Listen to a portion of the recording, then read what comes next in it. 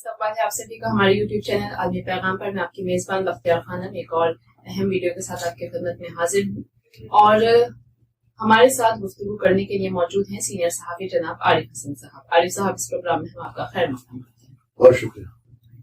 नाज़रीन, अब जैसे कि हमने देखा ईरान और इजराइल के बीच जो तनाव का माहौल है वो जारी है।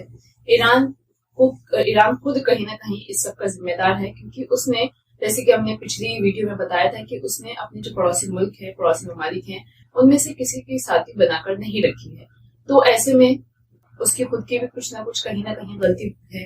तो आज जो हम बात करेंगे वो ये कि इस ईरान जो है वो आखिर इस दौर में इतना तने तनहा क्यों है।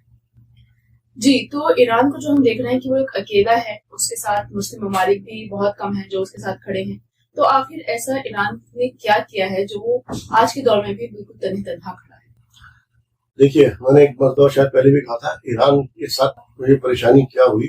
जो ईरान का जो इनकलाब आया, बहुत अच्छा और जाहिर सी बात है आइडियल इनकलाब था। मुस्लिम दुनिया ने कम से कम अवामी सतह पर उसकी 27 की सब उसको हमने सबने जो भी था यहाँ पे, और क्योंकि बाकी जगह पर डिक्टेटरशिप है मुसलमानों में, जाहिर सी बात है वो क्यों करते, क्योंकि वहाँ पे एक जमहूरी इनकलाब आया था और उसके अंदर जो भी उनका अकीदा, उसके अकायद के बिना पर जो हुकूमत कायम हुई थी, उसको वो एक आइडियल हुकूमत बनाने की बजाय कि उसको दुनिया के सामने एक आइडियलिज्म पेश करते हैं, उसको उन्होंने क्या बहुत जल्दी उन्होंने देखा कि अवामी सतह पर हमें मकबूलियत हमारी हासिल है उसको, और अवाम हमें कहीं ना कहीं सपोर्ट कर रही है, उसको एक अच्छा कदम समझ रही है। तो उन्होंने उस चीज को लेकर के इस पूरे खित्ते में एक्सपोर्ट करने की कोशिश की। और ये अभी आपका जो लेबनान के अंदर हिजबुल्लाह, कितनी चीजें इन्होंने इस खित्ते के अंदर, पूरे जो गल्फ थे कंट्रीज है, ये जितने खलीज ममालिक है, इनको उसने बेचैन करके रख दिया। इनके अंदर सबके अंदर उसने फैला दिया। अब इनको सब आपको सबकी हुकूमत चल रही थी आराम से, सब लोग अपने अवामी सतह पर जो भी था बहरान के अंदर सब एक सुकून के साथ ये खित्ता था। इसके अंदर जो शुरुआत की है दूसरी वर्ल्ड वार के बाद, ये सब चीजों के बाद जो बता रहा हूँ आपको, इसके अंदर शुरुआत की ईरान ने खुद, जब अपना एक्सपोर्ट इनकलाब करने की कोशिश की और दूसरे मुल्कों के तख्ते उसके जरिए पलटने की कोशिश की कि वहां पे ये उनको डिस्टर्ब होंगे, अवाम के साथ होगा तो क्या होगा, हुकूमतें पलटेंगी। तो वहां पे ईरान ने जो अपने आप को इस एक्सपोर्ट के जरिए इस खित्ते का बादशाह बनने की कोशिश की। आज ईरान उसकी सदा भुगत रहा है। अरब उस पर यकीन करने को तैयार नहीं है किसी भी सूरत से।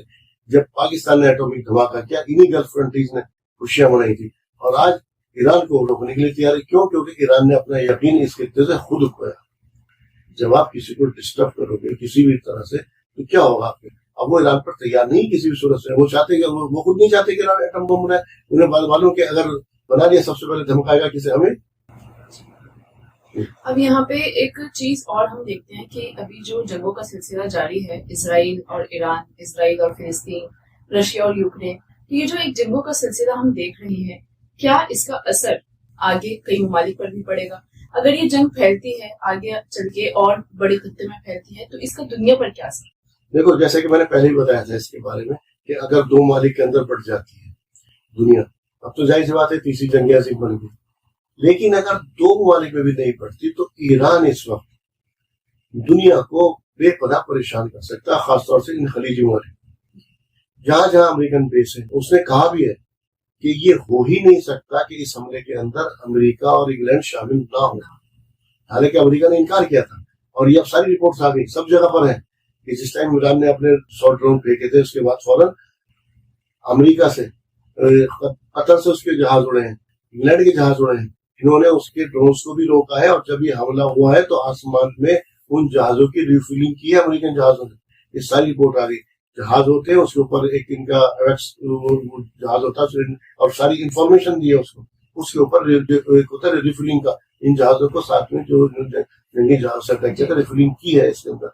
तो जो मैं बता रहा था कि अगर बढ़ जाती है जंग, जैसे अभी तो ये बैक से सपोर्ट कर रहे हैं, इस तरह से बैक सपोर्ट शुरू करेगा। अगर ईरान, जाहिर सी बात है, बजाहिर इनके सामने अगर तने तनहाई रह गया, उससे कोई खातिर का सपोर्ट न मिला, तो ईरान के पास रास्ता बचेगा। जहां जहां इनके बेस है, यूएई, बहरीन, कतर, जहां भी इनके बेस है अमेरिकन, वो सब पर मारेगा मिसाइल। इस पूरे खित्ते को डिस्टर्ब कर देगा, सबसे पहली बात तो। اس کے پاس اتنی کیپیبلٹی ہے، دیکھ لیا ہم نے.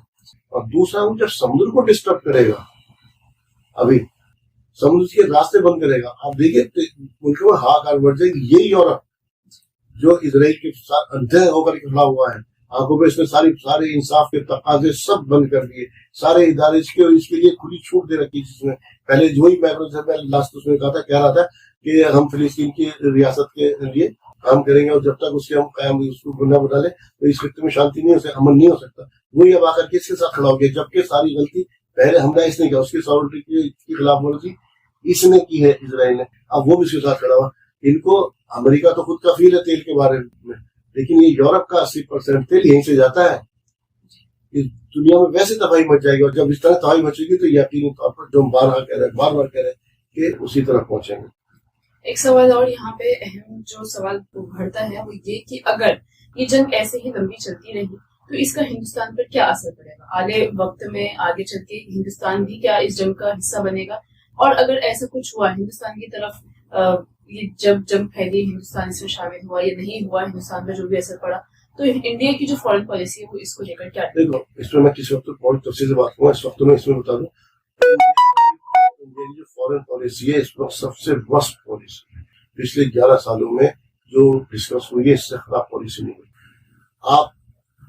آپ کے پاس اتنا تو وقت ہے کہ آپ نیتن یاہو سے بات کر سکتے ہیں فون پر، آپ کے پاس اتنا وقت نہیں ہے کہ ایران کے ساتھ بات کر لیتے.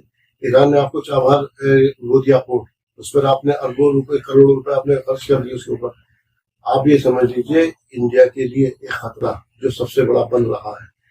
روس، چائنا، ایران، یہ ایک ایسا بلاک بن رہا ہے یہاں پر جو انڈیا کے چاروں طرف بن رہا ہے بلاک، اور اس میں پاکستان آٹومیٹکلی شامل ہے، آپ کا دشمن اس کے اندر شامل ہے. یہ ایک ایسا بلاک بن رہا ہے جو کہ یورپی طاقت کو چیلنج کرے گا. انڈیا کہاں کھڑا ہوگا نہیں پتا. اور یہ تو سمجھ لیجیے اس طرح چائنا نے اب کھل کر کے سپورٹ کیا، دوست آپ کا ہوئے جو آپ کے برے وقت میں کہا ہوا ہے. ایک مثال دی جاتی، اس وقت برے وقت میں چائنا کھڑا ہو گیا اس کے ساتھ میں جا کر کے. چائنا اب پاکستان کے برے وقت اس کے جب آیا وقت اس میں کھڑا ہو گیا، ایسے اس بدماش ملک کے ساتھ بھی. لیکن اس کے ساتھ میں کھڑا ہونے کا مطلب یہ ایک ایسا بلاک بن گیا یہاں پر کہ اب اور جو آپ نے چابہار دیا نا، جس میں کروڑ روپے آپ خرچ کر چکے، آپ کو مرے آپ کو اٹھا کے کرے گا الگ، وہ بھی چائنا کے حوالے کرے گا ایران. کیوں؟ وہ اس کے برے وقت میں کھڑا، اور آپ کا فون کرنے کا وقت نہیں ہے. آپ نے یہاں پر اتنا ہندو مسلم کر دیا کہ یہاں پہ آج بھی ہمارا طبقہ ایسا ہے، وہ اتنا اندھا ہو گیا نفرت کے اندر، وہ اسرائیل جیسے بدماش کے ساتھ اس کی حمایت میں کھڑا ہوا ہے. تو ہم نے تو اس ملک کو اس قدر گرفت میں پہنچانے کا ہم نے پورا کام کر دیا ہے. تو ہماری فورن پالیسی ہمارے ساتھ کیا ہوگا؟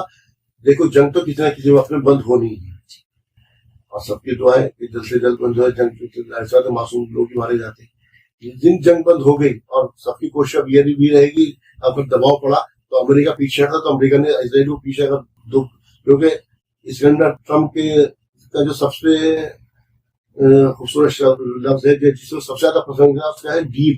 اگر اس نے دیکھا یہ مٹ رہا ہے تو وہ ڈیل کوئی نہ کوئی کر کے بیچ میں آ کر کے یورپ کو ختم کرا دے گا. اس وقت انڈیا کا نہ تو گلف ٹھکانا، روس ٹھکانا. روس کو ہم پہلے کھو چکے، اس ٹرمپ کے چکر میں روس کو کھویا ہم نے. اس کے چکر میں مودی جی کر رہے تھے نا، ہاؤڈی ٹرمپ، اور یہ کروڑوں لوگوں کا ٹیکس پیئر کا پیسہ خرچ کر دیا، نمستے ٹرمپ کر رہے تھے. وہی ٹرمپ روزانہ مودی جی کو کہتا کر کے کہ میں نے جنگ روکائی، آپ کے منہ سے اول الفاظ نہیں نکلتے. یہ ہماری بس پالیسی ہے. اور اگر یہ سب کی پوری دنیا خواہش ہے جنگ بند ہو، ہر آدمی چاہتا ہے جنگ بند، اس کے بعد انڈیا کا گلف کے اندر کوئی ٹھکانا نہیں. تو ناظرین دعا تو ہم یہی کریں گے، اور سب لوگ بھی یہی چاہتے ہیں کہ یہ جنگ جو ہے یہ طویل عرصے تک نہ چلے، بلکہ جلد ہی کسی نہ کسی نتیجے پر پہنچ کر یہ ختم ہو جائے. کیونکہ بالآخر جنگ سے کسی کا نقصان ہو نہ ہو، عام شہری کا نقصان ہوتا ہے. عام شہری کے گھر تباہ ہوتے ہیں، زندگی کے برباد ہوتی ہیں، اور وہ اپنے اہل و عیال کو کھو دیتے ہیں. فی الحال کے لیے ہم آپ سے لیتے ہیں اجازت.